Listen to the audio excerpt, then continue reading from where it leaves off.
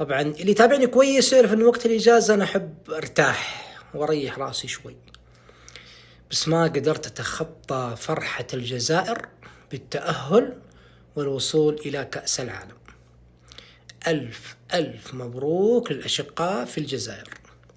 الان عندنا 5 منتخبات عربية، نبارك لمنتخب الجزائر اليوم تأهل، نبارك للمنتخب المصري تأهل البارح، قبلها الأردن والمغرب وتونس. 5 منتخبات عربية.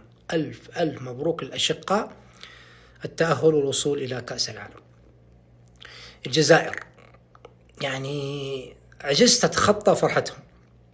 مبروك مبروك لكل جزائري التأهل المستحق.